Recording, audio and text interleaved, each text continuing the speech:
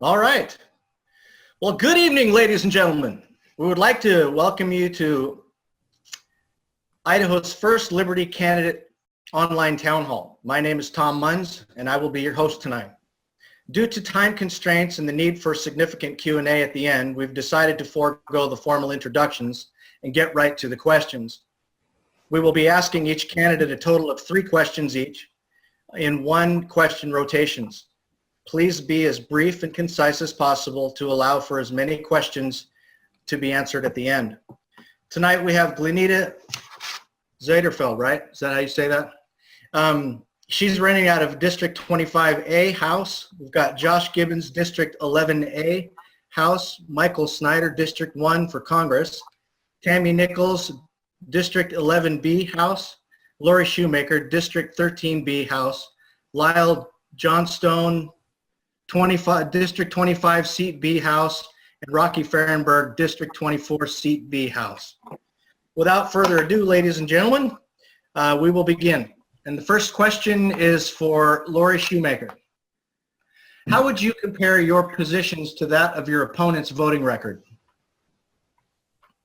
Well, I would definitely say that I would not be as compliant or go along to get along.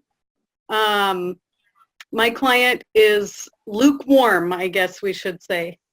And so on the major issues that people care about, it seems like he's unreliable. He's a mid-C, and I'm going for 100% A on the Freedom Index. Nice, beautiful. The next question is for Glenneda. Glenneda, why do you feel our education system is suffering, and how does money play a role in your estimation? Well, I think education is not suffering so much from money. It seems like every time they want money, they increase the money on there. I think a lot of it is maybe the transparency and where the money is going, and to better use that money to put it back in the classrooms to the teachers. I've been going through the budget from the website, which is 504 pages long, and so much of it is going to administrative costs instead of going to the teachers.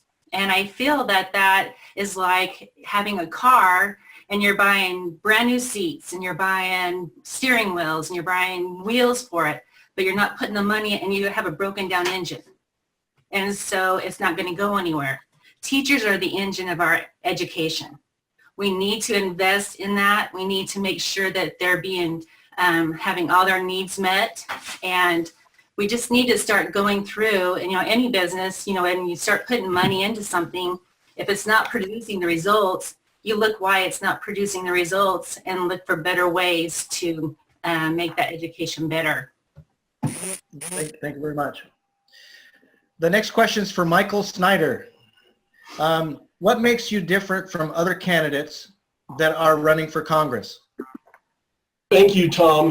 What makes me so different is I'm the only one of the major candidates that's talking about the things that Liberty people like you and me, really care about. I don't know if you guys have been paying that much attention to our race, but there's 4 campaigns that still have a legitimate shot at winning this thing, and we're one of the 4, and we're very, very closely bunched together. It's literally anyone's race with less than 80 days to go.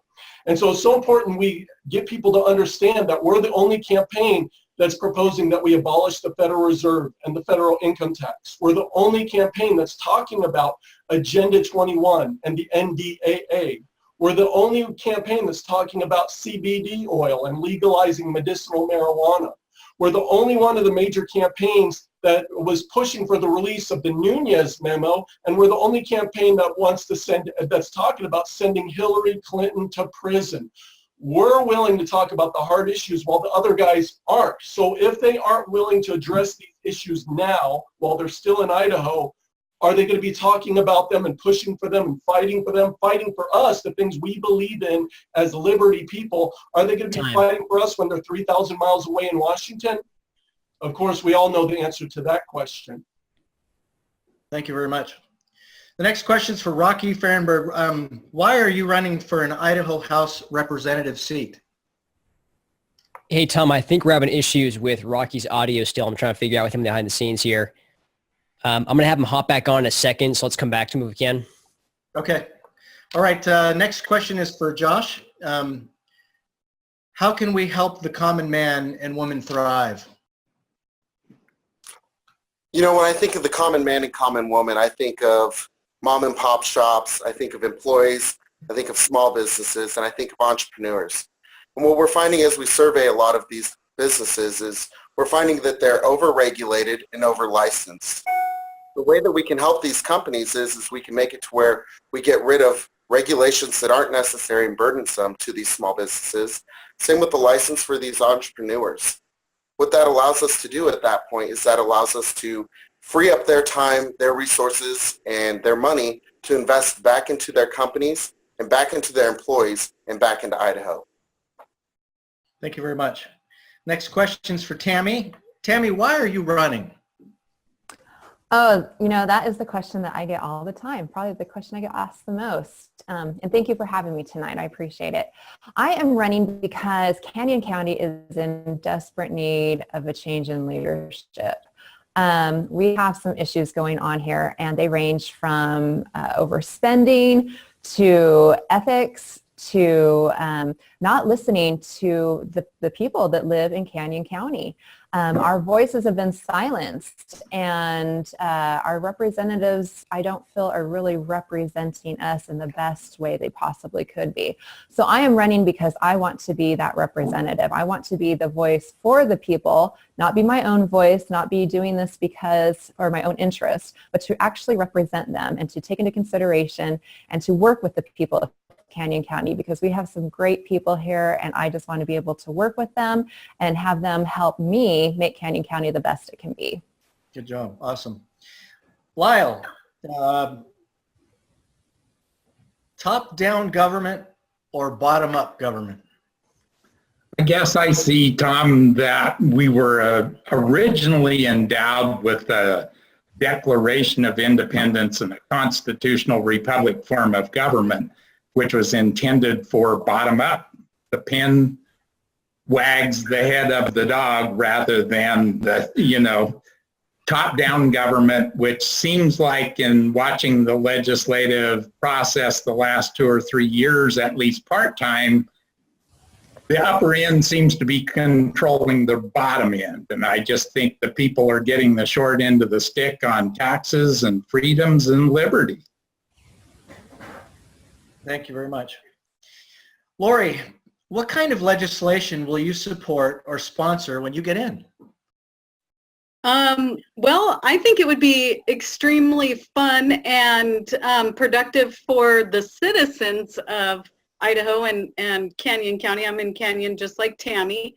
And I would think it would be fun to find a bunch of stuff to repeal and wind up freer after a session. That's awesome. Thank you. Glenneda, what are your thoughts on tax reform in Idaho, and what could be done to ease the burden on our citizenry? Well, on the tax reform, words mean something, and reform doesn't really ever necessarily mean reduction. It could be morphed into something else. It could, move it from here to there. So reform, a lot of times, I don't really think is being transparent and upfront with people. I think it just morphs into something else. I think we need to have a reduction where we have lower state tax, lower income tax, lower corporate tax. It will greatly benefit the citizens, because by lowering all those, then people will start spending more, working more, opening more businesses. And and then the state won't even suffer or actually benefit from lowering that, because it'll bring in all the growth that Idaho's wanting to see. That'll bring in the growth by lowering those taxes and straight across the board. No benefits for this company over this mom and pop's company. It's just lower taxes, and that'll bring people in. That will encourage people to come to Idaho for that. And I think we need to allow businesses to run unhindered and to generate more for the state coffers by lowering those taxes. and not so much reforming, but reducing them. And because of that, it'll attract more businesses, it'll bring more tax revenue. And, government just needs to get out of small, medium, and large businesses' way and just let them do their thing. Right. All right. So are we ready for Rocky yet? I think so. Rocky, are you live? Yeah, can you guys hear me? We sure can. All right, that only took an hour. Are you ready for your first question? We're going to put you in the hot seat. All right, let's go for it. All right. So why are you running for an Idaho House Representative seat?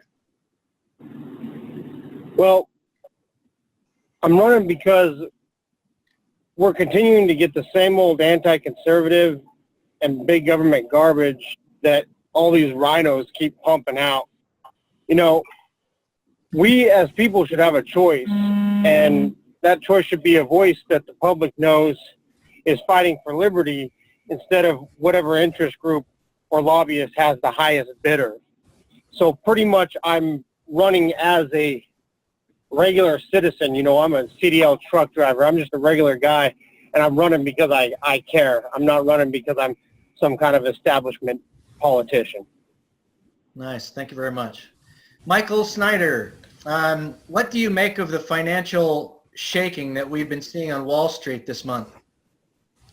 Yeah, Tom, it's very disturbing because, of course, right now we're in one of the greatest financial bubbles that we've ever seen in our history. In fact, when you look at price-earnings ratios, the only time they've ever been higher were in 1929 before that stock market crashed and before the dot-com bubble crashed. And then price-to-sales ratios have never been higher. And the only reason we ever got to this point, people don't realize it's the Federal Reserve and other global central banks that have pumped up this bubble.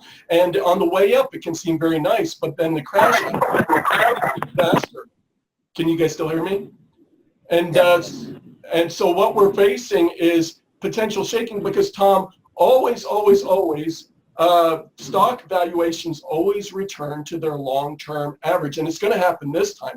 And to this time, stocks would have to fall 40 to 50% just to get to the point where they make sense. But if that happened, it would cause financial institution after financial institution to fail because they're so highly leveraged on Wall Street. So people need to realize the core of our long-term economic and financial problems is the Federal Reserve and other central banks. That's why since 1913, we've had 18 distinct recessions and or depressions. The value of our dollar has fallen by more than 10%, and the size of our national debt has got more than 6,000 times larger. So we need to abolish the Federal Reserve, and we need to do it as soon as possible.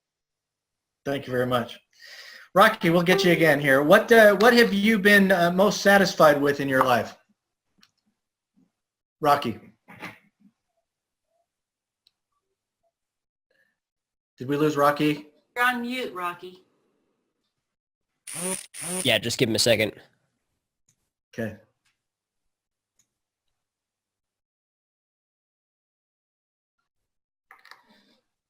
Hello? Can you hear me? Okay, you're all set? Yep, we can hear you. There you are. All You ready for right. your Well, I believe that the question had to do with me being satisfied, and I think that right now is probably the most satisfactory time in my life. The reason being is that I spent a number of years homeless and a drug addict, and today I'm currently sober, and I've graduated from college with multiple degrees. I currently have a great job. I have two wonderful daughters that have never had to see me intoxicated or under the influence whatsoever. I have a loving and supporting wife who supports me in everything I do, including running for office and the possibilities that it might open to our lives. And, overall, I just have a really good life today, and it's not a life that I thought I could ever have, 10 years ago. So, I like to be able to tell people that they can overcome things and that your past doesn't have to necessarily determine your future. And so as of today, I'm very satisfied with myself today. That's an amazing comment about your character running for office, my friend. So I congratulate you for that. Thank you. Josh, what is in your mind, what is the proper role of government? Well, it's going to be long-winded, so I'll keep it kind of short. Essentially, government is here to preserve our rights. Our rights are inalienable and do not come from government. They come from our Creator. Government's sole role is to protect those rights that are inalienable, granted by God to us. Well, that was pretty good. Short. I thought you'd like it. So, Tammy, what guidelines would you use when voting? So I have set up 4 main guidelines for myself, and one of them has to be the Constitution. That's the first and foremost. And I recently had the chance to testify in front of our legislative committee with the State Affairs to protect and uphold our Constitution, because unfortunately we're not seeing that done so much, and we haven't for the last several years. So first and foremost, any bill, any law, anything that comes through in front of me, first thing I'm going to ask is it constitutional? The second thing is something that we need? Do we need something like this? Or is it something that we can get rid of? I love what Lori said about going through and getting rid of bills and laws we just don't need, because I completely agree with that. We're always passing things, but we're never taking anything off the books. And then the next one is how much is it going to cost? You know, all these things that we pass, it seems like every legislative session have cost involved. And it could be on the state level, it could be on the federal level, but there's always cost involved with the things that we pass. And then the last one is it something necessary, and how is it going to a positive way or in a negative way? Is it something that they even want? You know, we have the CBD oil that's been heard this session, and all the people that I've talked to, it's something that they feel that we need here in Idaho as an option in their health care. And I believe as well, I have no issue with it. So these are things, you know, these are criteria that I've set that I think will help and are necessary when looking at legislation. And so those are the criteria that I'm going to use and follow when I'm in office. Nice. Thank you very much.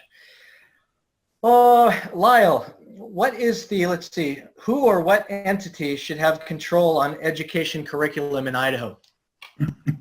Well, I believe right now we receive something less than 10% of our overall education budget from the federal government, and yet that federal source, federal education, however you want to dribble it down, basically controls what Idaho gets. And as a nation, we are lagging behind, and our advertisements tell us that Idaho's lagging behind more in the 50 states, and I think we should take that control back and not allow it to come from, in essence, the UN through Common Core, and put in a good system that kids actually get a good education and come out of high school. They can balance a checkbook and they can think for themselves and learn for themselves. Thank you. So we've got the final round before we open it up to Q&A. We'll begin this last segment with Lori. How would you define your political position in less than 5 words?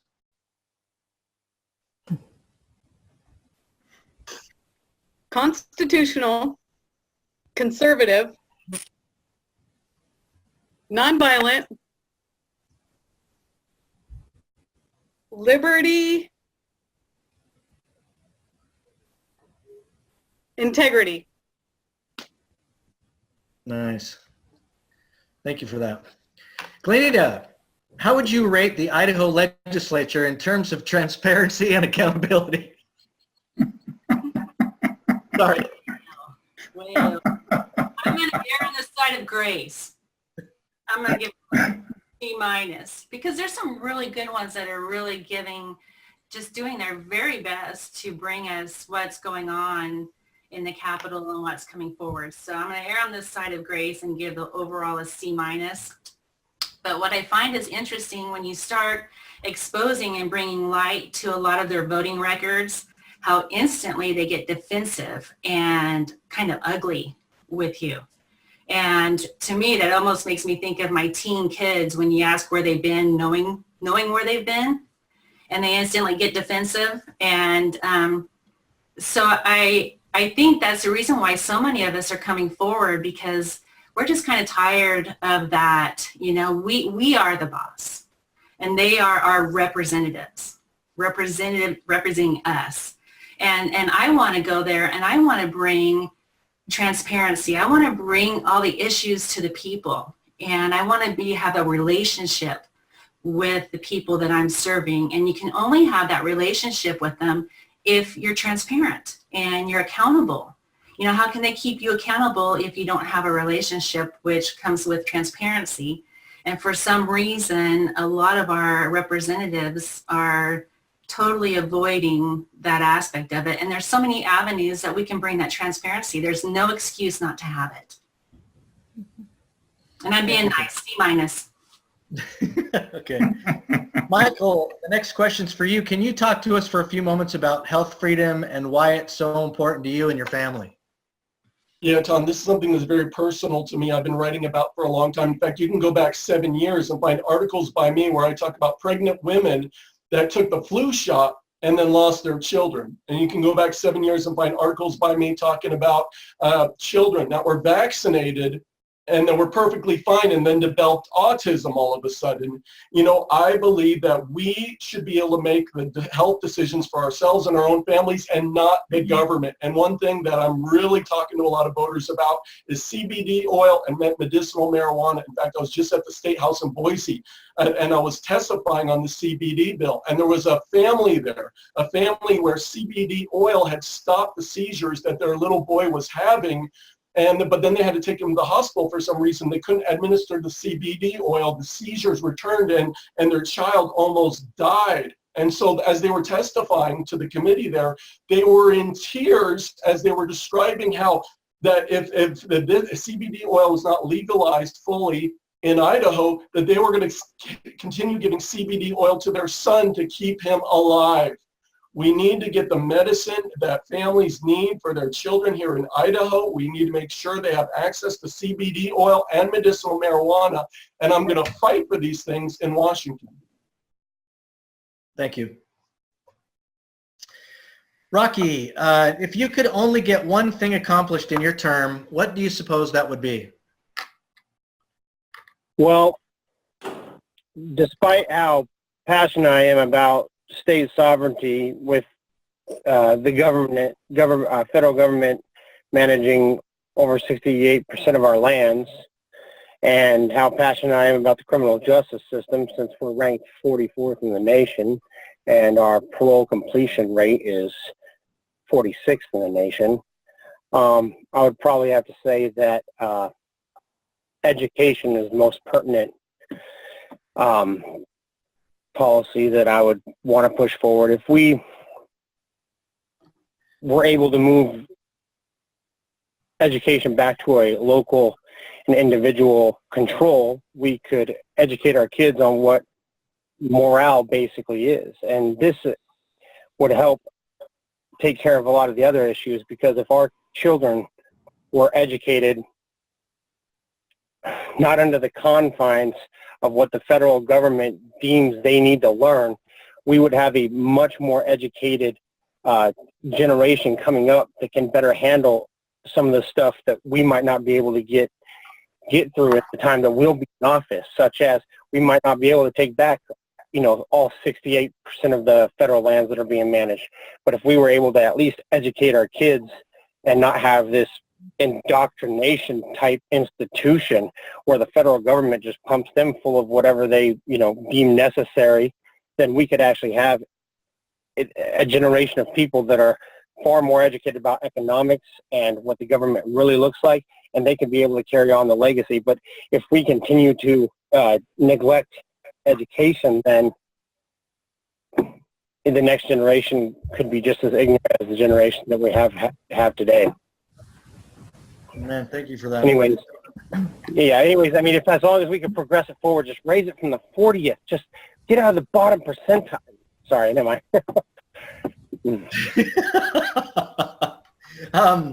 Let's see, Josh, Your opponent is a Republican. Why should people vote for you? It's a great question. For me, when I look at the Republican Party, I look at the Republican platform we have here in Idaho, and then I look at how people are voting. And I want to measure that. And with this spectrum, you have what I would call rhinos. Unfortunately, that's the name they've gotten, but it's true. You have people who are Republican in name only. And on the far other end of the spectrum, you have conservatives, people who want to implement conservative values. I align more so on the right, if not completely, as a conservative. So for me, when I see somebody in my own party voting on this end of the spectrum, I'm realizing that I'm not having my voice represented. My family's not having their voice represented. And what we were being sold was essentially not what we're getting. So for me, I want to make sure that if we are not having it to where we're having conservative values and principles implemented, then I'm going to stand up and I'm going to go forward and I'm going to promote those. And my guidelines will be the United States Constitution, the Idaho State Constitution. Is this bill constitutional? If it's not, then it's not going to be something that I'm going to vote in favor of. Outside of that, we need somebody who will listen to the constituents, and unfortunately, in many cases, we don't have that in our current district. So I want to be that person who will carry that torch and that voice and represent the conservatives here in our district. Sounds awesome. Lyle, you get the last question before we open it up to the online listeners. Okay. What is the backbone of the Constitution of the USA?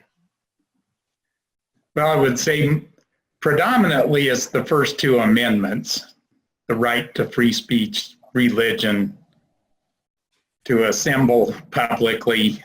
The Second Amendment protects the first one, but it protects all of the Bill of Rights, which really gives the people the backbone that the government, the federal government, the state government is not allowed to crush us, the citizenry.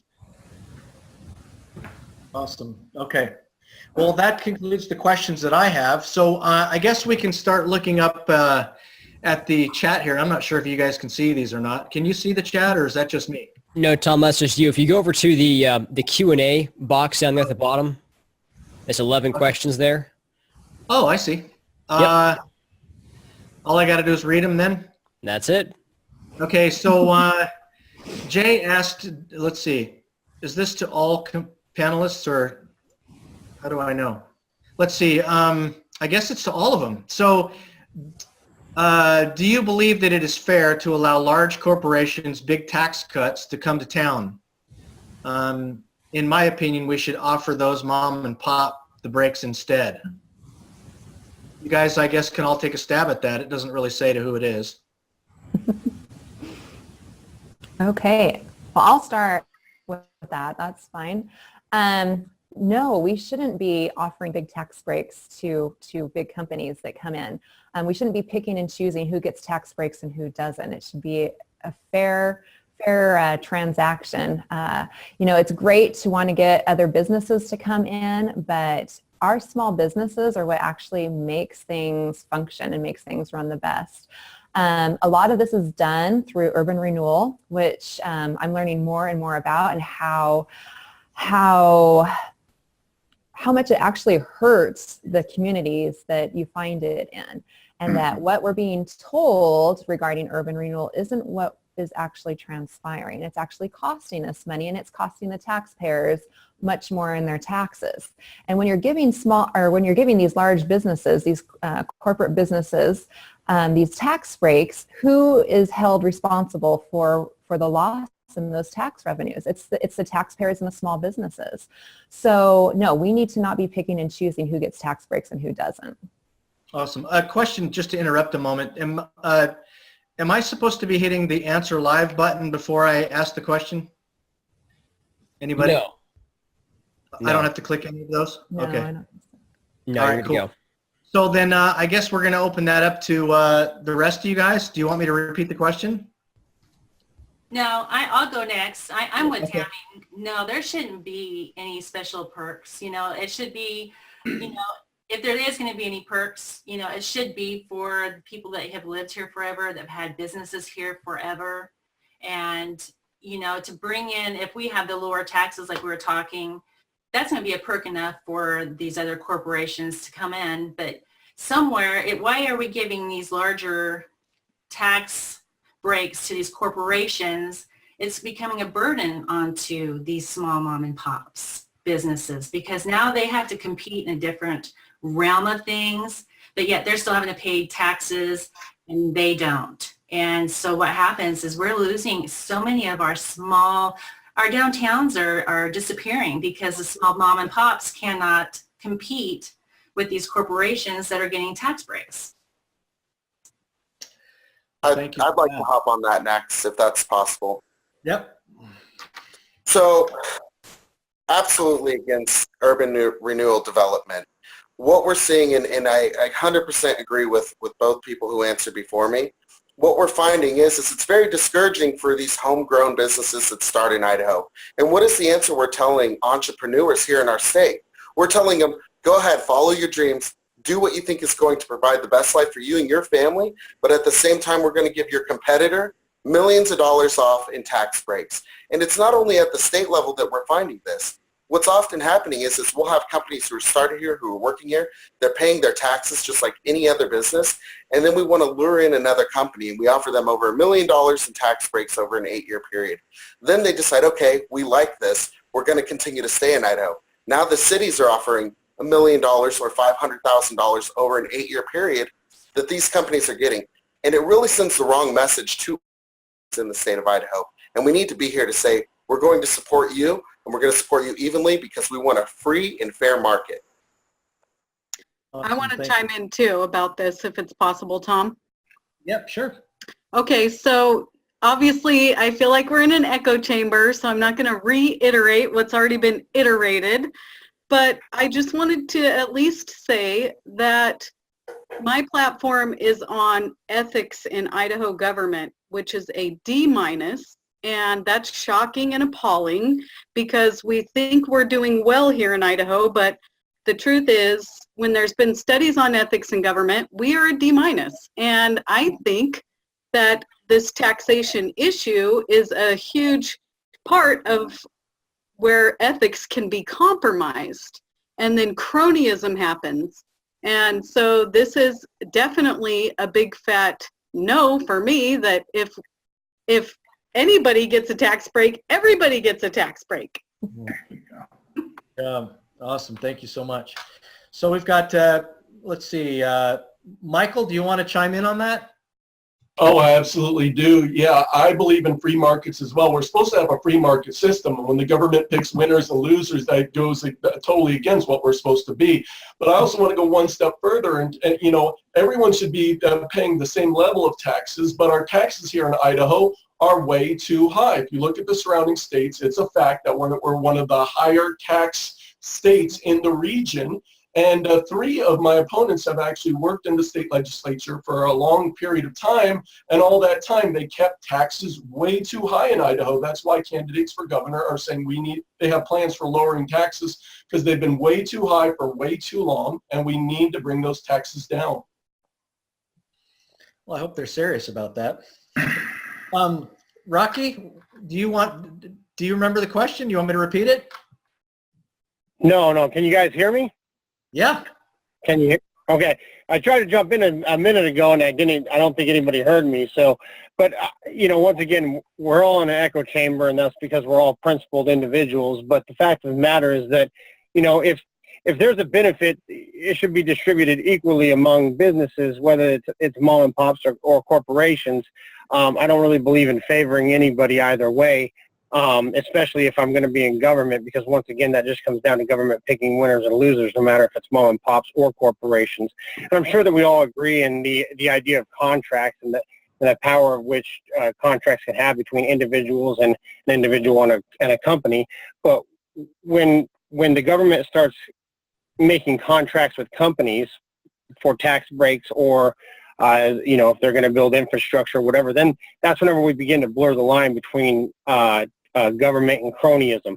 And so if we're going to have a situation where a company comes in expecting to get some sort of tax break, unless it's divided among everybody, I hesitate to use equally, but unless it's divided among everybody, that's a dangerous situation. So I wouldn't support, once again, government picking winners and losers. Each according to his need, right? No, I'm just kidding. Right. Sorry. Chill out, Mark. Chill out, Mark. Icebreaker. No. So let's see. Picking up the rear. Let's see on this question. Lyle, you want to chime in on that? Yes, well, the same thing. I don't want to reiterate what everybody said. I think the comments are fruitful and they're accurate. I often wonder when we give multi-$100,000 breaks or $1 million breaks, who else is getting a benefit from that other than the obvious? And why are they getting the benefit over local people and local businesses? I just don't, it's unethical. Awesome. Thank you. So the next question is for Michael. Sorry to cut you guys out there. Michael, how long do you plan to be in office? I completely believe in term limits to eliminate lifetime appointments and rhino effect. I see and hear more fifth from you than anyone else, so would like an answer. Yeah, I'm very much in favor of term limits. If you go onto the website, michaelsnyderforcongress.com, and go on the issues page, you'll see we've got our position on term limits, and I believe in term limits. You've got someone like Nancy Pelosi, who at this point can't even put one word in front of the other anymore, you know? But our founding fathers never envisioned this kind of thing. But because Nancy Pelosi, she's got a great political machine. She can raise tons of money. She's got name recognition. She can hold that seat as long as they can keep carting her out there. But our founders didn't want that. We should not want that either, because we need constantly fresh blood coming in. Now, of course, it's going to be really, really hard to get this through Congress, getting them to willingly limit their time in office and their political careers. That's going to be really hard to get past, but that doesn't mean we shouldn't try, and we will try. Now, in terms of going to Congress, you know, Rome isn't built in a day, and it's going to take a while to implement the Make America Great Again agenda, turn this country in a fundamentally different direction. Because with Donald Trump in the White House, that's what we've got. We've got a window of opportunity to take our government back, and that's what we need to do, to move it in a fundamentally conservative direction. While for decades we've been marching towards socialism, we've been marching toward a godless government. And if we want to take our country back, we need good, dedicated, true conservatives, pro-Trump people to go to Washington. So we're actually working with dozens of candidates around the country, promoting them, trying to get a whole team to Washington to drain the swamp, to fundamentally change the way Congress operates, and to move our nation back to a constitutional republic. Nice. Thank you very much. So let's see. The next question is, and I guess this is to everybody, where do each of you stand on a true stand your ground law like what was voted down in committee today? Let's start with the ladies. Lori, you want to chime in first? Absolutely. Okay, so I actually will only settle for the Constitution when it comes to stand your ground and any kind of armament. And so this can be construed in any way, but obviously the citizenry should be able to defend themselves and their property. And so I would say absolutely you have a right to defend your property, and your life is included in that because you've dedicated portions of your life in order to acquire your property. You've traded life for property. So we don't have to run away from a perpetrator on our own property, huh? No, sir. Imagine that. Glenneda, would you like to answer the question? Absolutely. I am completely for Second Amendment, and I really want to encourage people to read the Declaration of Independence, because when you read that, you really understand why we have the Second Amendment. And it is, you know, we have to stand our ground not only because they gave it to us not just to protect our property, to protect ourselves from a tyrannical government. And it says, shall not be infringed. Again, words mean something, and that means it shall not be infringed. There's no, you know, nothing else. That's it, period. So, and we have the right to stand our ground. And I don't like the fact that somebody breaking in my house has more rights than I do to protect my house. That don't make any sense to me. But I am completely for Second Amendment, and I want to encourage again everyone to read the Declaration of Independence to understand why we have the Second Amendment. Thank you for that. Michael, would you like to chime in on that? Yeah, I sure would. You know, when it comes to the Second Amendment, I will never move a single inch. And so I've been going all around the district saying we need the very strong stand your ground laws in all 50 states. I've been going around the district telling people that, you know, because everyone in this race and every politician in Idaho, Republican, says they're 100% pro-gun. But I'm the only one candidate in this race that wants to go back and repeal many of the major federal gun laws that already exist. And I'm the only candidate to propose that we abolish the VATF. Like others have said, the Second Amendment says the right of the people to keep and bear arms shall not be infringed, and I take that very seriously. Excellent. Thank you for that. Rocky, what are your thoughts? Well, Glenneda nailed it on the Second Amendment, so I won't rehash that, but we should be able to defend ourselves for sure. You know, not just ourselves, but our life, our liberty, our property. This is the concept of self-ownership. So if we own ourselves, we own the byproduct of our labor, and in the Constitution it gives us the right to defend it, then I don't see why there's even a debate over something like this. So, Good answer. Good answer. Josh? All right, so for me with this, first I want to thank Greg Pruitt and everybody at the Idaho Second Amendment Alliance and Alex Kincaid for their work in trying to get this passed. It's a very important piece of legislation. Absolutely 100% support what they're doing, and I want to paint a picture. If I'm in my house, and let's say it's a hallway, right, and the door's in the middle, and somebody kicks it in, should I have to wait to determine if they're going to turn the opposite way and grab my TV or charge at me and try and take my life? We should always start out with the presumption of innocence. It should never be where we're trying to build our case why we defended ourselves. It should always be that we start out with presumption of innocence and that the state has to build their case showing that we did act in a negligent way that was illegal. Oh, awesome. Thanks. Tammy, did I get you yet? No, not Supposed yet. to put you on top with the rest of them. I totally apologize. No disrespect intended. Okay. None taken. Good. Thank you. Yeah, I echo pretty much what everybody else has said. You know, we have to be very mindful of the bills that are brought forth in our legislation. And yeah, the Idaho Second Amendment Alliance, they have done a great job. They have a great bill that is a stand your ground bill. It's House Bill 444, and we can't get a hearing for it.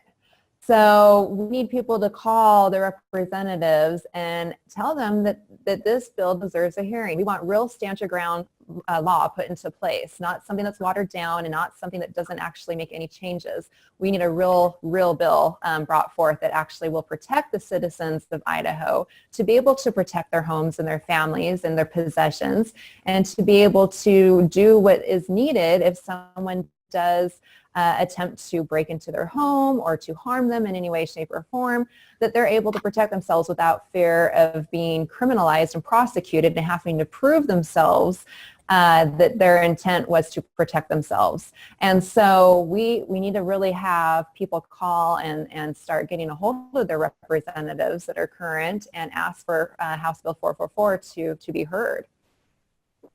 Thank you for that. Lyle, any comments on that? Stand your ground law? Stand your ground law. Yes, sir. I believe that it should go to committee. It should have a hearing. It should pass. It should go to both floors of both sides of the legislature and get passed. I don't think that we should be in a position that we have to rely on a prosecutor to not prosecute us for protecting the life of our family members and people in our churches and so forth. Awesome. Thank you. All right. So if I'm not going to get confused here, the next question is for Michael. As a representative of Idaho, given the history of religious morality's effects on Idaho politics, how do you propose to bring individual liberties to the forefront in terms of policy while not disenfranchising neither of the religious minority or those that value the liberty that ensures their religious freedom but don't want it to dominate policy? Wow. Yeah, that's a complex question, but let me try to answer that. And, you know, I've made no bones about the fact that I'm an unashamed Christian. I'm a Bible-believing Christian. I've got a personal relationship with Jesus Christ, and everything that I am and all of my political positions and everything comes from that basis. And if we want to truly make America great again, we need to get back to the values that made it great in the first place. And our nation, our culture, our Constitution were birthed out of a culture of Bible-believing Christians. And that the Constitution guarantees that everyone gets to worship God the way they want to worship God, including people that don't want to worship God at all, atheists, people of other religions, because our founders just escaped religious tyranny in Europe. So they wanted to come to a nation where nobody was going to tell them how they had to worship God. And I believe in that very, very strongly. And so, the reason why I'm so passionate about liberty and freedom, and those of us on the right, most of us, because we have, as a foundation, a biblical worldview, and I want to take that biblical worldview to Washington, D.C. Excellent. Very good. Very good. I met an atheist once. He said, you know, it's because of the biblical foundations of this country that gave me the opportunity to decide not to believe. And I thought, wow. Anyway, so let's see. This question's from Mark to all candidates. If you win, what steps will you take to make sure that you never forget that you are a servant of the people and not some elected royalty? We need people who will remember that they are servants of the people. If you guys don't mind, in order for me not to get confused, we can start with Lori on that one, if you don't mind. Okay, so I think the question was, how do we make sure that we don't start acting like royalty if we get elected? Basically, Was that the question? It is. Okay. Well, obviously, we have to be grounded in some sort of principles so that you're not a reed in the wind. And you have to have good, principled people around you, which I have always had, well, at least for the last 10 years since I've been politically active, and will continue to have. And so I think that's going to be very important. But ultimately, and this is not a thing that people like to hear a lot, but ultimately it's upon the people to hold everybody accountable. So I plan on praying daily like I always do.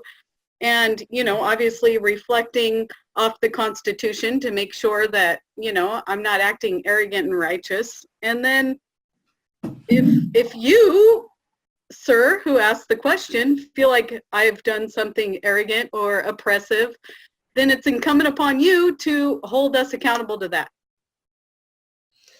Awesome. Thank you. Glenneda?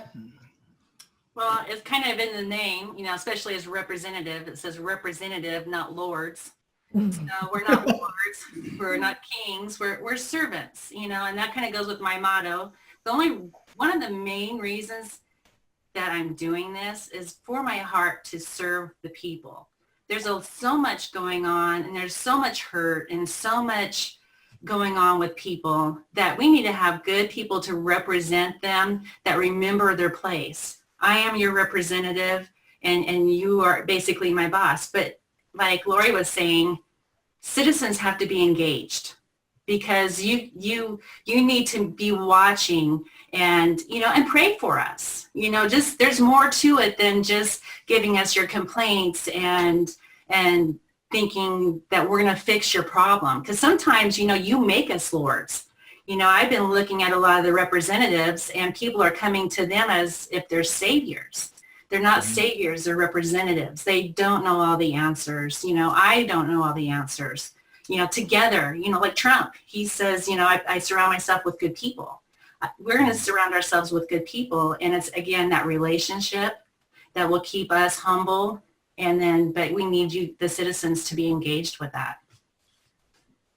You guys are getting me all excited. Let's see. We got Tammy next. What will you do to make sure that you don't act like royalty? Oh, she's Like I'm a queen. Yeah. You know, I love what's been said so far, and I completely agree with that. I want to add that I think there's two things. The first one is that we need to bring ethics back into our government. Ethics are not being held accountable, that are representatives, that are senators, when they do things that they shouldn't be doing, there is no consequences in regards to that. So we need to make sure that there's ethics established back into our Capitol. The other thing is that we need to educate people and help them to understand their role in government. It's not the reverse. It's not the government's role in people. It's the people's role in government. And so we need to help them to understand and to help educate them the best way that we can. And there's many ways to go about that, starting in our education system, to be able to teach the proper role of government and the proper role of the people with the government.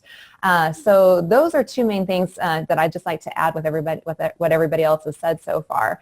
And, and I have a good network of people around me, both here on a state level and on a national level. And I can guarantee you that they will remind me very quickly if I start getting a head that's bigger than my body. So that's not going to be an issue. And yeah, I echo what Glenneda said, that I love to serve. I love to serve people, and I want to be able to help them help themselves. The government's role is not to do everything for the people. It's to help them to be able to help themselves and to give them those opportunities and to protect their freedoms and their rights. And that's what I want to do, is I want to make sure that they're able to help themselves. Awesome. Thank you so much. Michael? Yeah, 3 things really quickly. Being grounded in your values. That's why my wife and I start every day in the Word of God and in prayer. Number 2, surrounding yourself with the right people. That's why we've already begun approaching some of the top conservatives throughout the state of Idaho to be part of our congressional team. Number 3, we want to set a new paradigm for what it actually means to be a member of Congress, because we're used to electing people. They go up to Washington, we never hardly hear from them again. But we're going to be in constant communication, in particular with the central committees, being accountable, being transparent, and being constant two-way communication between the party at home, the central committees in particular, and us in Washington, and that's going to keep us from getting a big head. Awesome. Thank you. Rocky? Well, I was sitting here thinking about humility, and I don't know how many people that are listening have ever had an issue with substance abuse of any kind, but as we go through the journey to regain ourselves and our sobriety, we have to take a deep look at humility, and we really have to learn how to be humble. Not only that, but we also have to learn how to hold other people accountable, and how we have to accept other people holding us accountable. Being in treatment centers where you even have to be held accountable for, eating peanut butter and small stuff like that, when you're not supposed to. So what I'm getting at with it is that I have a level of humility that I've learned. It's not something that I just claim to have. I've actually lived this and experienced this. And so I enter the office humbling myself to the people and anticipating that the people will also hold me accountable for my actions. But I will tell you that every vote that I cast will be in the favor of increasing liberty. Awesome. So let's see. Did I get Lyle in on that yet? No, you didn't. I'll hop in here. Yeah, well, I'm not running for the position of king, and ultimately, you voters, we are trying to sway your hearts to vote for us, because we want to go to Boise to make a difference. From what we see going on there, especially in the districts that are represented here tonight, and I do like what Michael said, starting the day with the word being before the king, and to be a servant to the people, to return the power to the people, and not to rule over them. Awesome. Josh? May not be the most popular answer out there, but for me, there's only one king, and it's my Savior. For me, it's a big thing of there's a couple aspects that go into keeping people in line. Part of that is accountability. And that comes from what you're doing with Christians in government. You're teaching people how to hold elected officials accountable. With that as well, again, with that transparency, I want to bring that back to the people. And people can see that by looking at my record as far as the Idaho Political Prisoners Foundation. There wasn't a single dime that wasn't there for scrutiny of the public. So that's what I want to bring back to the local government. Again, being grounded in my Christian faith, my belief in our Constitution, both state and federal, is what's going to keep me grounded. That and you guys. Nice. Excellent. Excellent. So this question is going to be a tough one. I hope you guys can brace yourself. And it's to every one of you. So we'll go ahead and start from the top with Lori again, if that's all right. Where do each of you stand on the Second Amendment? And what would you recommend we do to eliminate the school mass shooting events that we're experiencing in America today? Lori? Okay, so I'm very uncompromising on the Second Amendment. I think it's very clear. It was written in simple English, not legalese. And so no compromises. And in fact, I understand it was to protect against tyranny. So to me, that means that, well, if taken literally, everybody should have tanks, bazookas, and these types of things, because ultimately we have to be armed enough to be able to tame an out-of-control government, okay? So now that's a completely separate issue from these school shootings, okay? So the school shootings then are like a soul problem. You know, there's issues with heart and soul of people. And so maybe we need to plant friends in schools to help kids that feel lonely and things like that. But, you know, I don't think Trump is off base with the 20% of trained employees, people that want to do it, so nobody's being forced to do anything. And I think that would be extremely helpful, because obviously if law enforcement stands down or is protective of themselves, you know, if I only have a cell phone or I have a gun and I'm in that situation, do I call law enforcement or do I protect myself? I think people should have a right to protect themselves. Awesome. Thank you. Glenneda, Well, where are you on the Second Amendment? Let me think now. I know, right? I think I pretty much stated where I stand on the Second Amendment, but I agree with Lori too. The school shootings and the Second Amendment are different issues. The shootings in our school has to do with our morals and our integrity, our ethics. You know, it'd be nice, hey, let's put back in the 10 Commandments where it says, thou shalt not kill. And they see that every day, you know. We need to start teaching our children that, you know, just because you're upset with somebody, you just don't go in and, you know, hurt them in a way. But, you know, we also need to look at, you know, we're not in a perfect world, you know, and we're going to have these issues. But, you know, if we could train, you know, I kind of put something out there because I've been thinking about it. We have a lot of veterans that need work and that are already trained. Well, and our schools too are having maintenance issues. You know, they have just a few guys in there who can't take care of everything. So I was thinking, why not maybe hire maintenance/security veterans to take care of some of those issues, and especially with those teachers that are not comfortable in practicing their Second Amendment to protect our children. But I think the number one thing that would help with schools is parents. You know, parents need to get more engaged with your children. And, you know, I'm not saying all parents are that way, but I think that a huge part of it is we're in a society anymore where our children are watching violence on TV. Everywhere you turn, there's violence on TV. The video games is amazing how almost realistic it is.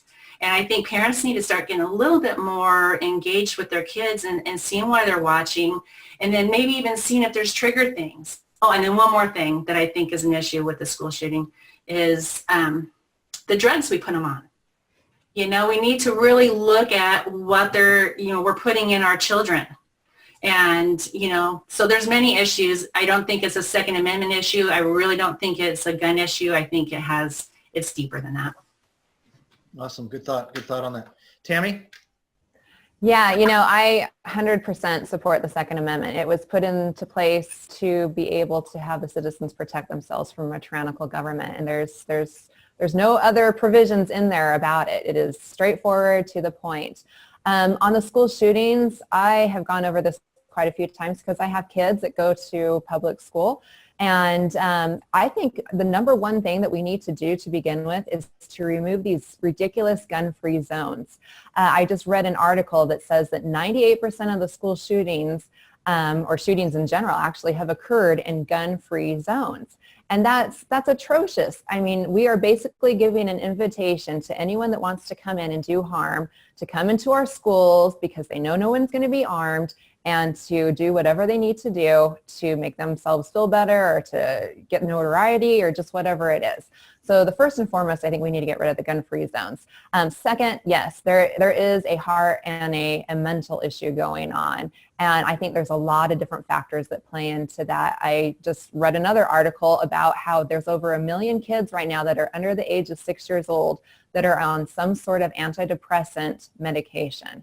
That is awful. I don't know how we're doing it. We're going to have these kids that are all hooked on these mental psychosis type drugs that have numerous side effects, and who knows what's going to trigger them or set them off to go in and do something like this.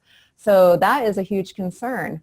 I love the idea of arming teachers and staff and for them to be able to protect their students. They're already doing this in some schools. There was a sheriff recently, I believe it was in Arizona, after the school shooting in Florida, that offered to give classes. I think they had 50 spots. And the last count, I think they had almost 700 teachers and staff that had signed up to take this class, to be able to be trained and to be able to do it. And then I also agree, yes, veterans, police officers that are retired, anything that we could do to get them in there because they're already trained, they already know how to handle situations such as that. And so I think that would be a great benefit to have within our schools to protect our kids, and to go back to training kids. Teach them about guns so that they understand what a gun is, how you handle a gun, what it's for, so that they have that education. I know we have a bill that Representative Nate has that is giving education classes about guns in the schools. And he tried to get it passed last year and it got shot down. And so I'm hoping it can get passed this year, because I think that's a great thing to be able to have the kids learn about, is to learn how to handle guns and to handle them properly. Not what they see on TV, not what they see in video games, but to actually learn how to properly handle a gun. So. Awesome. Thank you. Michael? Yeah, thank you, Tom. 3 things really quickly. Number 1, gun control does not work. Look at the city of Chicago, which has some of the toughest gun laws in the entire nation, and violent crime is off the charts. Meanwhile, here in North Idaho, virtually everyone has a gun, and my wife and I sleep very soundly at night because we know that anyone that wanted to make a career of breaking into homes up here would have a very short career indeed. Number 2, these mind-altering pharmaceutical drugs, it is a fact that most of, if not nearly all of the mass shooters we've seen in recent years have been on these mind-altering pharmaceutical drugs. We need to start taking a close look at those and the connection they have to mass shootings. Number 3, when I was growing up, I went to public schools all my life, and not once did it ever occur to me that someone might come into my school and start shooting. Never crossed my mind a single time. But we pushed God out of government, we pushed God out of the schools, and then now look what's happening today. We pushed God out of everything, and now we're reaping the consequences.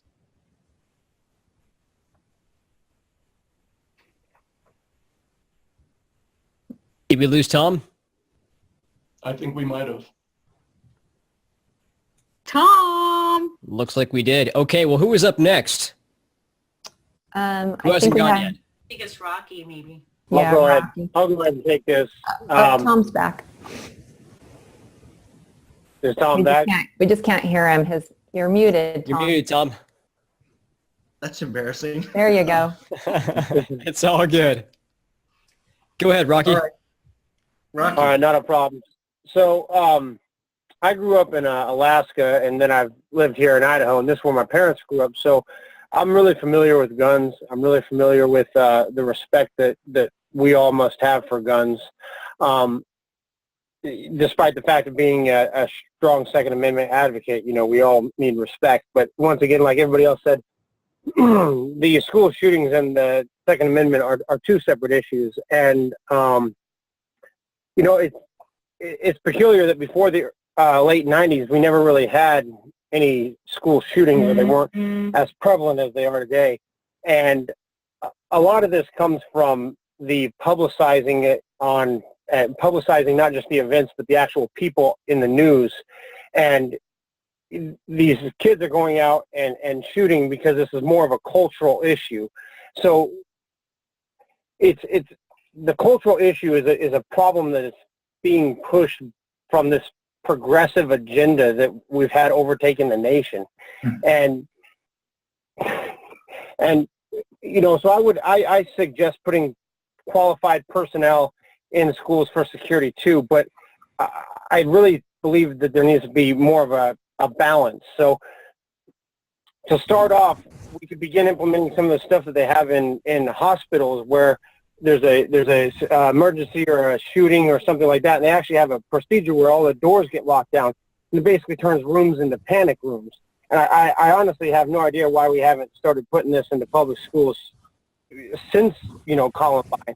It would only make sense. We put them in hospitals. Why can't we put them in schools? Children are just as important as the sick. So with that being said, I strongly believe that we should have teachers that are maintaining the students and the crowd. I don't want a teacher taking off and leaving a room full of kids to go be a hero. I want the teacher there in order to maintain the students in the room, and I want the security there to take care of people and take care of the shooters in an emergency situation. But then I don't want these people with these guns to be enforcing a school policy, so we still need our standard hall monitors as well. And so if we have these three different elements, I think that we could balance a crisis situation a lot better than we do right now. Excellent. Hey, Tom, really fast, let me just jump in here. If we can try to keep the comments a bit shorter, right now you guys are coming up to about 2 minutes here with some of these. Great responses across the board, fantastic, but let's definitely try to keep them as short as we can to keep on moving through. So we're up to Josh now. All right, mine will be short and sweet. So again, two separate issues. Second Amendment is not an issue, that you're right. As far as the school shootings, for me, I'm going to pair it a little bit, but I'll keep it short for that reason. I believe the biggest thing is we do need to remove making it gun-free zones. We need people to know that when they enter a facility, there is the understanding that if they enter there to harm somebody else, there's the ability of people to defend themselves and others around them. So remove the school gun ban as far as that goes as well.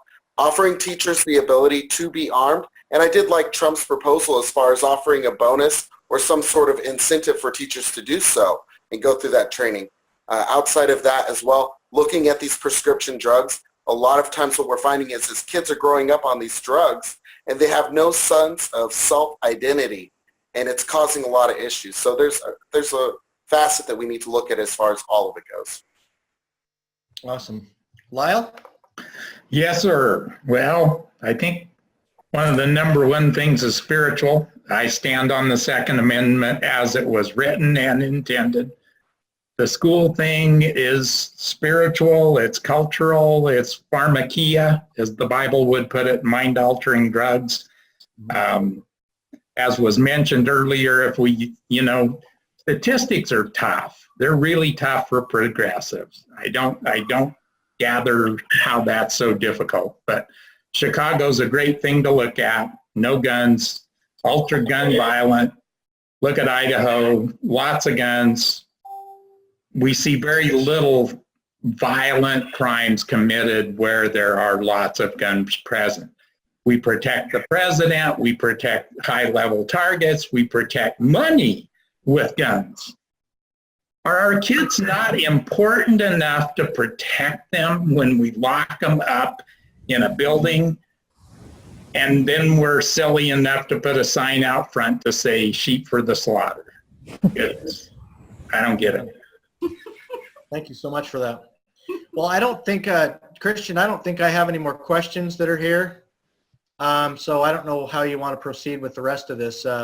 Yeah, you should actually. There's 18 more I see here on my side. I've got a bunch more coming in on Facebook. Well, I had them before my computer decided to glitch, but it must have wiped them all out. Did it? So if you go back to Q&A, you don't see them? Not at all. Okay, I'll go ahead and throw out the next one. Let me go ahead and search through here. Let's see what we've got. Oh, good. Okay, somebody asks here, how do you feel Butch Otter's leadership or lack thereof is going? Hmm.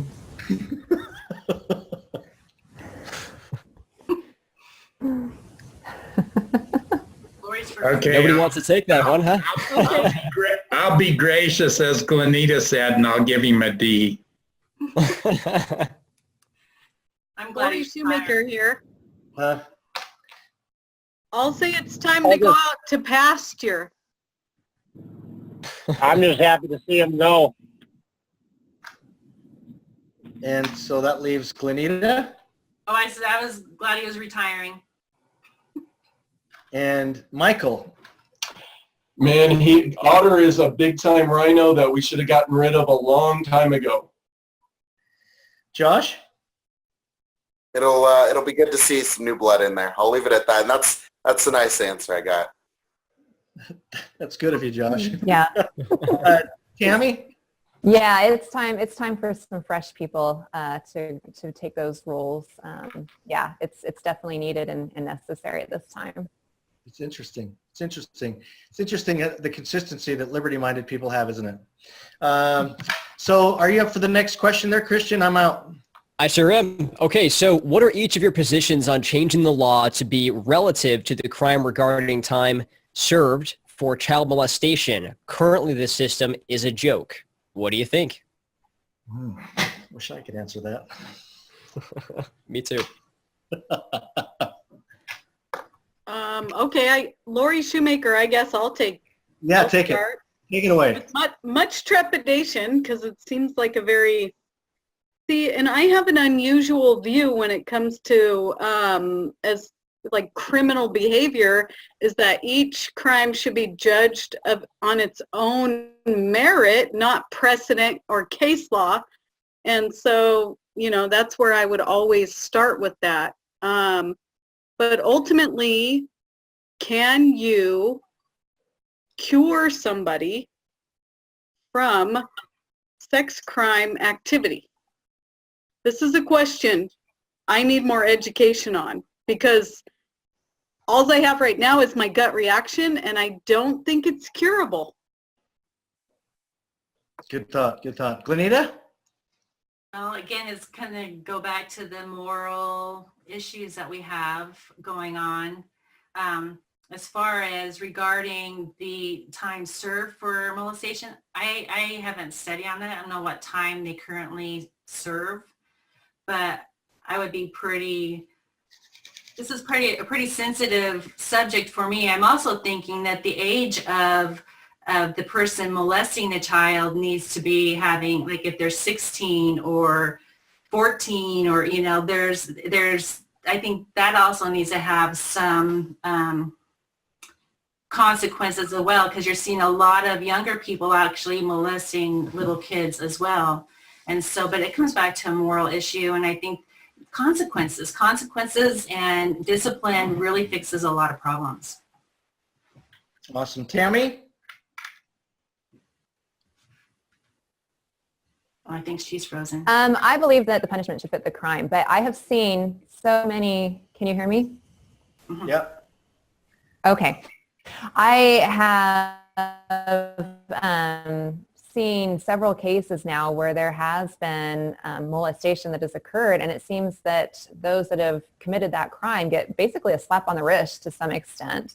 The other problem that I see happening, though, and this stemmed in the European area, where pedophilia is really being promoted as a natural thing for people to do. And I'm seeing that happening here in the United States now, where there's psychiatrists and psychologists and professors and people that have written books now on how, molestation, pedophilia, it's normal. It's not anything different than, being homosexual or something along those lines. So our whole basis, our whole foundation is trying to be changed. And if we're going to start going down that's slippery slope, that's going to be it's not going to end good for anybody. So I think there's probably some ways that we need to look into how we sentence people in regards to molestation. And so it probably should go through a reform of some sort, to where we can sit down and really look at where we're at and how we're handling those types of cases. Okay. Michael?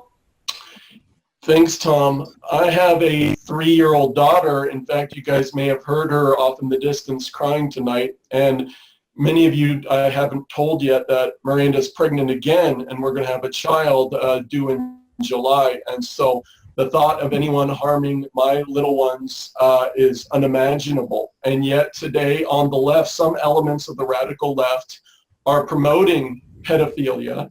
And we've got hotbeds of pedophilia around the nation, one of them being Washington, D.C. I'm sure everyone on the panel today understands that.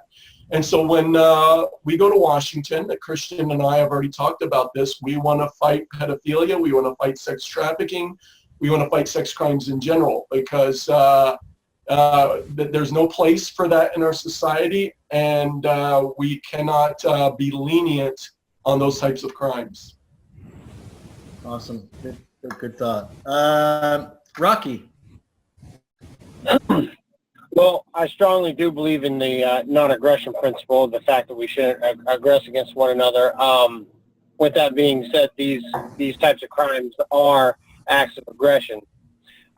Nevertheless, we do have a criminal justice system where everybody deserves their day in court. So everybody still deserves a chance to be able to go to court and hold a jury trial.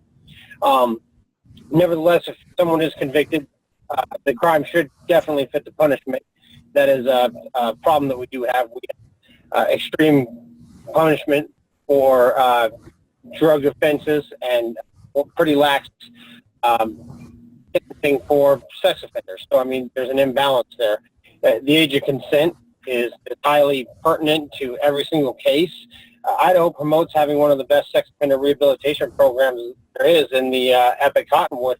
But the problem is that these numbers are skewed because we're constantly, once again, throwing people into jail who are 18 that are sleeping with their 16-year-old partner. And so we're throwing these people in jail and putting them up there with other people that are molesting babies. And then whenever they get out and they never reoffend, we count that as a rehabilitated offender. So we don't even have true numbers to judge if we even have a successful program or not. So, we need to start taking a realistic outlook on these problems so that we can gain better statistics on what's actually going on from committing the crime to rehabilitation. Awesome. Thank you. Josh? Yeah, so I'm not completely educated on this specific subject and what the sentences look like. I do agree with Lori as far as the fact we should have it to where we're not basing it off of case law. The punishment should match the crime. What I am concerned about, though, is when I do hear that there are people incarcerated for victimless crimes that surpass those of people who act in an inappropriate way with a minor child. That's where a concern, truly becomes drawn for me. So it is something we need to look at. It is something we need to find that balance and make sure that, again, people who are sitting in prison for victimless crimes aren't sitting there longer than somebody who molested a child. Awesome. Thank you so much, Josh. And Lyle? Again, I'm not as well versed in the law and what kind of sentences are being meted out in the court, but it seems to me that they're rather light just because of the cultural overall seems to be bending toward the progressive idea, and I'm not in favor of that at all. Children are children and they should be protected, and people who are fooling with children should have to pay a very heavy consequence for that. Awesome. Awesome. Christian, you got another question? I guess this is the last one. This is the last one. Then we'll go ahead and do closing statements. So we've had a few people ask this. I'm going to go ahead and throw this one out there. Kathy and several others have asked the same question, generally speaking. So here it is. How do you propose to get your message out over and above the establishment Republicans in your races? Laura, you want to go? Okay, I'll take the first whack at it. Excellent. Okay, so I have every intention of buying signs and, going out and meeting people, perhaps on their doorstep, having little fundraisers. I mean, what does one do? If she has suggestions, we're always open to it. At least I am. Me too. All right, Glenneda. Well, I think getting our message out over the establishment is just really listening to the people. If we go out and we be about the people and we listen to the people, I think we can win out over the establishment, because I think they're tired of their voices not being heard.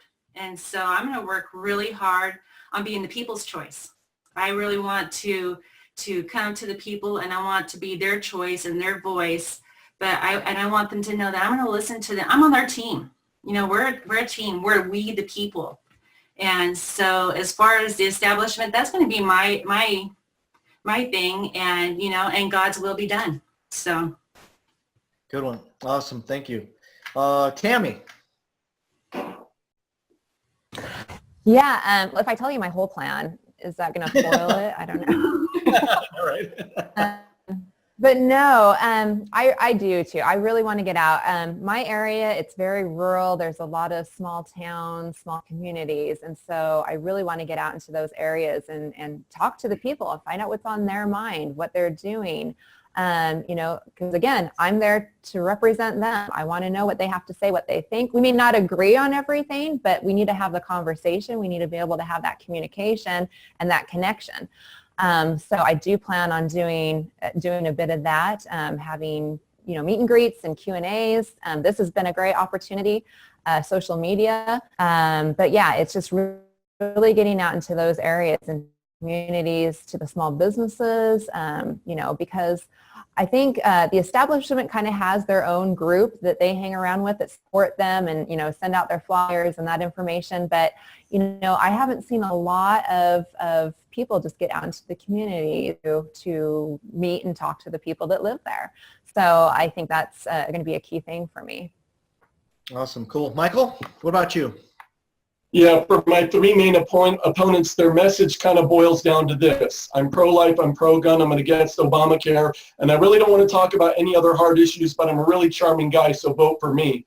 So at the end of the day, it's not really hard to defeat that message, and everywhere we go, the response is absolutely overwhelming. In fact, we were just at a meeting on Friday night. We went in there, we shared for a while, and then at the end, so many people were so enthusiastic, they not only wanted to vote for us, but we started taking down names of volunteers. We went down one side of the page, down the back of a page. We had to start up a second page just because we were getting so many people that wanted to volunteer on our campaign. That's happening wherever we go. So we're outworking and out hustling the other guys. And you guys probably know, we weren't supposed to win this campaign. It was supposed to be one of the other guys. But through immense hard work and out hustling and outworking, now we're running neck and neck with the more seasoned politicians. And so with less than 80 days to go, it's anyone's ball game. And we believe, based on the trends where the numbers are going, that we are going to win.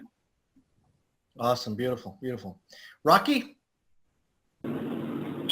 Yeah, I kind of in agreement. I don't want to really reveal too much because I'm pretty sure that my opponent's going to be doing some advanced recon in order to try to bring me down, since they run a pretty good slander campaign and have enough money to hire on the staff to do the recon because they get all the big donations from big corporations because they're in their pockets. But nevertheless, it's really about name recognition, being the underdog here, making sure that people know that I'm a principled individual and what my name basically is. So the big thing is that it's important that we get out and we find out what's actually bothering the people. I mean, we can sit up here and have our 3 or 4 different pillars that we stand on, but that's only as good as what the people actually care about. So if we have these issues that we care about and they're not the issues that the people care about, then it's really pointless. So it's really important that we are on the same page as our constituents.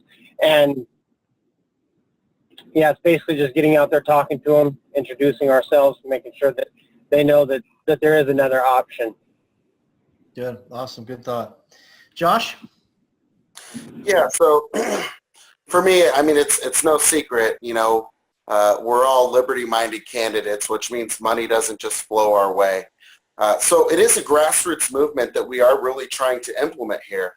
And the big thing we do have to do with that is, people are going to get mailers in the mail, right? Or I'm going to hand these out, either way. But the big thing we have to realize is that many times when you send out mailers, people are tossing them in the garbage without reading them. So what we really have to do to get voters engaged is have things such as town hall meetings, have it where we're going door to door with grassroots teams, where you're spreading the message and what you're trying to implement and listening to the people, and just making sure that you're available to have those calls, making sure that your information is available so people can reach out to you anytime that's needed. The other aspect to that, I would say, is truly just hearing people out and making sure that they understand that you are the person who will carry their voice. Awesome. Thank you, Josh. Lyle? To be one, to get together with the citizenry, hopefully help with a little bit of education to get them spurred back into being part of the process, and some town hall stuff, some face-to-face stuff, some small business owners, people we know.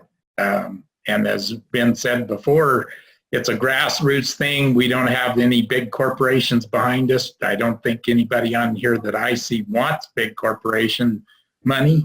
And so we're counting on the public to become the government again.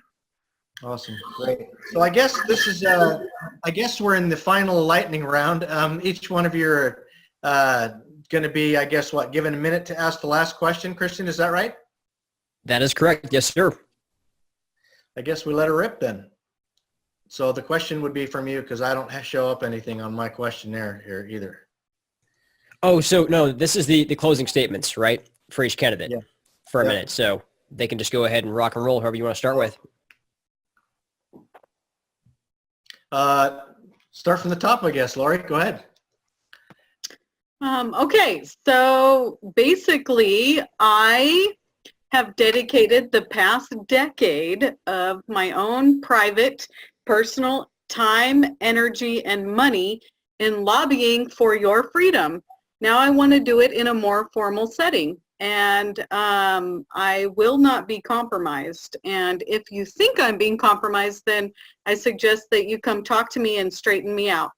Otherwise, if you want to raise the Idaho government grade from a D- to something better, then I would love for you to vote for me. And I guess that's the biggest thing. Constitution is my marching orders, and integrity is immensely important to me, as well as principles. And there's no compromising on principles, even if you're standing alone. Awesome. Amen. Thank you so much. Glenneda?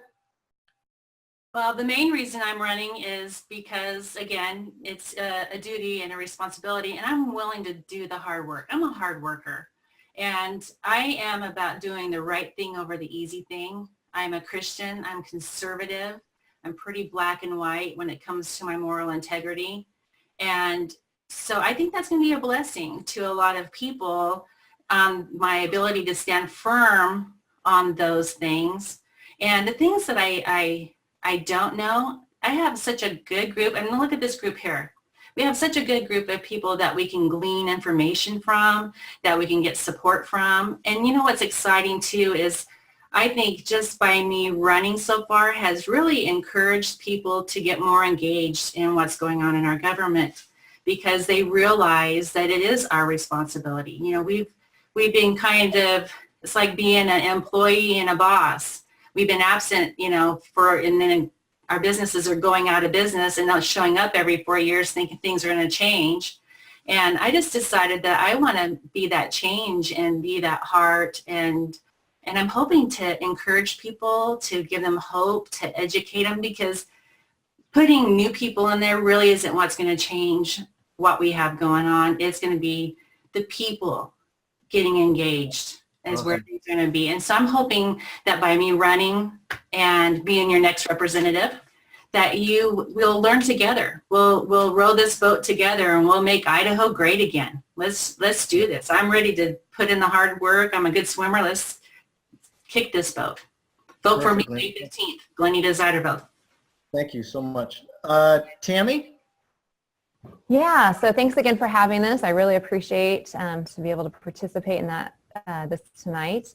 For me, yeah, I have just seen so much going on, and I've worked in different capacities in politics and at a level, state level, national level for the past several years. And this election that we have coming up in Idaho, there's going to be a lot of changes that take place. And so people really need to be aware and informed on who they're going to be voting for, and don't wait last minute to do your research. Look into it now. Start looking into the candidates because we're going to have a lot of changes, and it's really going to put Idaho on either a really good path or we're going to go down a really bad path. Mm-hmm. So, and I also agree, engaging the citizens. As a representative, my goal is going to be to keep my citizens informed, the people that I'm representing, and to give them opportunities to be involved and to try to educate them, again, on the proper role of government and their role within that system. And so I really want to keep people aware of what's going on and how they can help and what they can do to be an engaged citizen, because it comes back to we the people. It's not the government that's going to take care of it. It's not the government that's going to make things better. It's not going to be the government that changes and makes things right. It's the people that have to do that. And so we need people to be engaged. And so, yeah, I am just looking forward to be able to have that opportunity to really make the changes. We have some really good legislators that are in there right now. We need to get a few more in there, because if we can really turn Idaho around and make it a really great state to live in. Awesome. Thank you so much. Michael? Thank you, Tom. You've done a great job this evening. In this election, we don't have to settle for second best. Our numbers are surging, and with your help, we can win this thing. Now, there's three main things that you should know about us. Number one, we're 100% pro-Trump campaign. I've been a supporter of Trump from the very beginning of his presidential campaign. We're with Trump. We want to go to Washington and implement the Make America Great Again agenda. We believe in it, and we want to be President Trump's best friend in Congress. Number two, we're the most conservative candidate in this race by a wide margin. Even the Coeur d'Alene press says that. They've said it repeatedly, actually, and they don't actually believe that's a good thing, if you want to know the truth. But we're the most conservative. If you doubt this, pick up one of our brochures or go to michaelsnyderforcongress.com. Compare what we believe to what the other guys believe on issue after issue, and you'll see on issue after issue, we're more conservative. Number three, like I said before, I'm a Bible-believing Christian. We don't just need to turn our nation back to the Republican Party. We need to turn our nation back to God. And that's the message I want to take to Washington. Well, I'm not going there to be part of the club or to be part of the swamp. We need to drain the swamp. I'm going to be a wrecking ball to the spirit of political correctness. I'm going there to turn over the tables and restore our constitutional republic. Nice. Thank you so much, Michael. Rocky. Yeah, thanks, Tom. I really enjoyed having you host this, and thanks, Christian, for all your technical support. I was happy to be able to cut through this and get in here. So, sure thing. I'm running against my opponent because they voted for bills such as increasing government control, increasing benefits for government employees, while restricting the ways that the products in which businesses can sell. They've favored special interest groups, voted to lower government transparency, gave into federal bullying, increased licensures, et cetera, et cetera. You know, I'm a principled individual. I stand on principles. It's the forefront. It's the forefront. Principles and liberty. That's where I'm at.